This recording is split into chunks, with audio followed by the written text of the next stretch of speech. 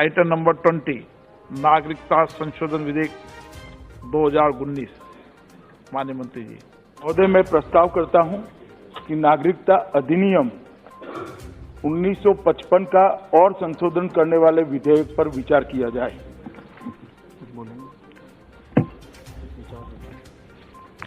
महोदय, आज इस महान सदन के सामने मैं एक ऐतिहासिक विधेयक लेकर उपस्थित हुआ हूं।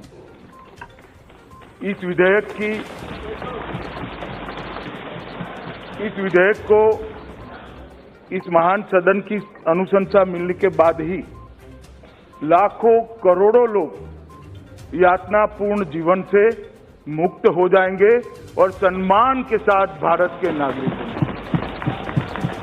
मान्यवर, सुबह बहुत सारी चर्चा होती थी कि इसे किसी को सिंगल आउट करने की बात है, किसी के साथ अन्याय करने की बात है, कोई पॉलिटिकल एजेंडा लगाने की बात है। मान्यवर, मैं फिर से एक बार स्पष्ट करना चाहता हूं, ये विधेयक ध्यान से अगर कोई मेरे बात को सुनेगा, फिर से विधेयक को पढ़ेगा, तो मैं इस सदन को विश्वास दिलाना चाहता हूं, किसी को अन्याय नहीं होगा, होगा तो न्याय ही होगा और उन लोगों के साथ न्याय होगा जो 70 साल से न्याय की राह देखकर बैठे। मान्यवर, पॉलिटिकल एजेंडा की बात करें तो पॉलिटिकल एजेंडा क्या होता है? हम चुनाव में जाते हैं, हम बहुपक्षीय संसदीय लोकतांत्रिक व्यवस्था में जीते हैं। हर पार्टी अपना अपना घोषणा पत्र घोषित करती है और घोषणा पत्र को जनता के सामने रखती है, उसका प्रचार करती है। घोषणा के बिंदुओं को सारे देश की जनता के सामने सारे प्रत्याशी, सारे पार्टी के लोग रखते हैं। इसके आधार पर एक जनमत की निर्मिति करते हैं और निर्मित हुआ और जनमत अपनी सरकार का चयन करता है। पॉलिटिकल एजेंडा क्या है? ये संवैधानिक प्रक्रिया है। हर राजनीतिक दल किसके आधार पर चुनाव लड़ना चाहिए? सिर्फ अपने नेता के चेहरे के आधार पर चुनाव लड़ना चाहिए? परिवार के आधार पर चुनाव लड़ना चाहिए? किसके आधार पर चुनाव लड़ना चाहिए? मैं मानता हूं पार्टी की विचारधारा और पार्टी के घोषणा पत्र के आधार पर चुनाव लड़ना चाहिए, जो इस देश की जनता की अपेक्षाओं में से निर्मित होता है। चुनाव घोषणा पत्र क्या होता है? जो देश की जनता राजनीतिक दलों से अपेक्षा रखती है। राजनीतिक पार्टियां जब जनता के बीच में जाते हैं, उनके संगठन के लोग जाते हैं, चुने हुए जनप्रतिनिधि जाते हैं, जो बात सुनते हैं, इनकी संवेदना को सुनते हैं, वो अंततः गतवा तो घोषणा पत्र के अंदर समाहित होती है। वो चुनावी एजेंडा नहीं होता है, वो पॉलिटिकल एजेंडा नहीं होता है, वो देश की जनता की जन भावनाओं का प्रतिनिधित्व होता है, जिसको देश की जनता से स्वीकृत किया। यहाँ यही हुआ है। मान्यवर, 2014 और 2019 दोनों चुनाव के हमारे मैनिफेस्टो के अंदर, और मुझे कहते हुए गर्व है कि 2019 में जब मैनिफेस्टो की घोषणा करी, मैं भारतीय जनता पार्टी का हिस्सा, उसको रखने का गौरव मुझे प्राप्त हुआ। मान्यवर, हमने कहा था, हमने घोषणा पत्र में क्या कहा? हम हमारी पड़ोसी देशों के प्रताड़ित धार्मिक अल्पसंख्यकों, तो माइनॉरिटी तो मेरे मित्र जो विरोध कर रहे थे, उसका एजेंडा है। क्यों एजेंडा है?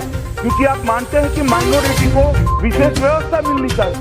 मैं कई बार आपके मुंह से सुना है कि माइनॉरिटी को विशेष व्यवस्था मिलनी चाहिए। तो बांग्लादेश की माइनॉरिटी को विशेष व्यवस्था नहीं मिलनी चाहिए? पाकिस्तान की माइनॉरिटी को विशेष व्यवस्था नहीं मिलनी चाहिए?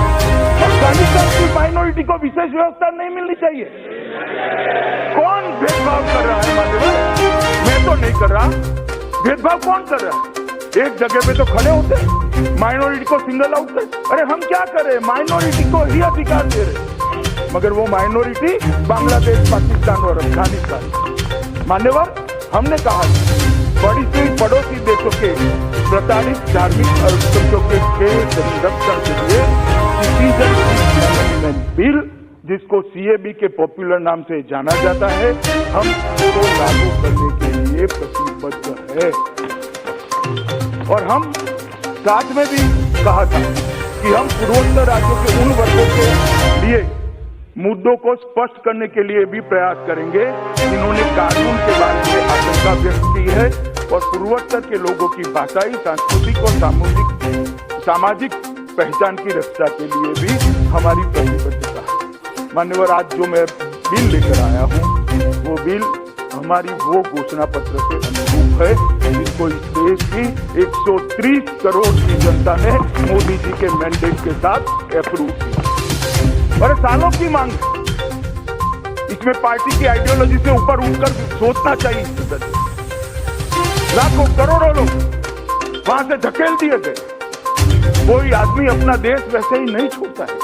देश छोड़िए जनाब, गांव नहीं छोड़ता। कितने प्रताड़ित हुए, कितने दुखी हुए, कितने अपमानित हुए, तब जाकर वो देश छोड़कर यहाँ शरण में आए। और इतने सालों से उनको ना मताधिकार है, ना उनको शादी का अधिकार है, ना उनको सरकारी नौकरी का अधिकार है, ना घर खरीदने का अधिकार है, ना शिक्षा का अधिकार है, ना स्वास्थ्य का अधिकार है। मान्यवर, लाखों करोड़ों लोग नर्क की यातना के अंदर जी रहे हैं। आज नरेंद्र मोदी के नेतृत्व में ये बिल आने के बाद उनको सम्मान मिलेगा, उनको अधिकार मिलेगा।